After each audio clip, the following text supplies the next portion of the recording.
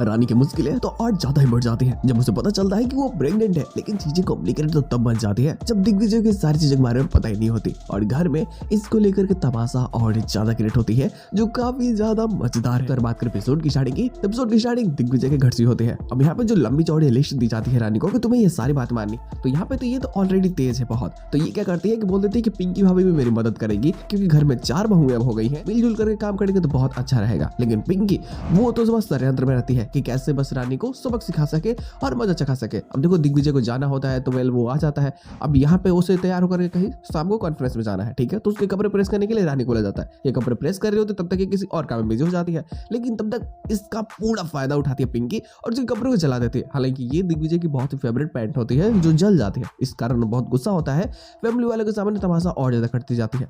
लेकिन रानी को ये बातें पता नहीं चल पाती कि वो जब स्त्री गाड़ी करके गई थी तो फिर आखिरकार वो जल कैसे गई, मतलब कपड़ों से तो वो दूर थी ना। तो उसे शक तो जरूर होता है, लेकिन वो कुछ करे तो करेगा। लेकिन पिंकी भी अब घर वालों के सामने ऐसा दिखाना चाहती है कि भाई वो तो बहुत काम कर रही है, अब उसकी तो थकान मिट ही नहीं पा रही है, वो बहुत ज्यादा थकी हुई है, इसका वो कोई काम कर नहीं पाएगी और सारा काम अब रानी को करना है। लेकिन रानी से कपड़े जल चुके हैं तो वेल दिग्विजय की माँ भी बहुत सारे कपड़े ला के दे देती है कि तू इस पे प्रैक्टिस कर, शायद सब कुछ ठीक रहे।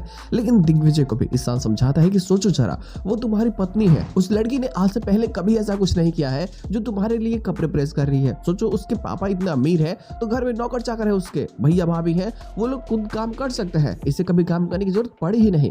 तो फिर तुम उसके साथ में ऐसा क्यों बिहेव कर रहे हो, वो तुम्हारी पत्नी है, तुम्हें उसका ख्याल रखना है। अब हालांकि इंसान की बातें थोड़ी चुभ तो जाती है, लेकिन दिग्विजय को समझ में आ जाती है कि यार वो सच में ये तो सही बोल रहा है, मतलब रानी से मैं काम करवा रहा हूँ, वो तो कभी काम की नहीं है, तो कैसे 100% सब कुछ सही करेगी, कुछ ना कुछ गड़बड़ तो होगा ही, मुझे ज्यादा उस पर गुस्सा नहीं करना चाहिए। तो बाद में जाकर के सॉरी बोल देता है। लेकिन रानी गुस्सा ये होती है कि मुझे इतना काम दे दिया गया है, मैं इसमें पढ़ाई कब करूँ, इस काम के बाद में तो मुझे खुद हरासमेंट हो जाएगी, तो फिर तो मैं तो सोच जाऊंगी। हालांकि दिग्विजय समझाना चाहते हैं कि देखो अगर तुम्हें काम नहीं होता है तो तुम डायरेक्ट सबके सामने मना कर दो, कोई जरूरत नहीं है काम करने की जबरदस्ती। लेकिन अब रानी को लगता है कि नहीं, मुझे अब सारे काम करने हैं, मुझे नाम करना है और मुझे पत्नी होने का सारा फर्ज निभाना है, बस बात खत्म, इसमें क्या होता है मुझे कुछ लेना देना नहीं है। बहुत सारे काम करते हैं और इन्हीं कामों में वो भूल जाती है कि शायद इनके बीच में जो चीजें हुई थी उसका कुछ इफेक्ट भी पड़ने वाला है और इसका इफेक्ट हमें बहुत जल्दी देखने को मिल भी जाती है। जब ये बाजार जा रही होती है तो देखो ये उसी टाइम में बेहोश हो जाती है, लेकिन उसे कुछ टाइम बाद जाना होता है एंट्रेंस एग्जाम देने के लिए, लेकिन तब तक तो ये बेहोश हो जाती है। दिग्विजय इसकी मदद कर नहीं रहा है क्योंकि उसको जरूरी काम होते हैं,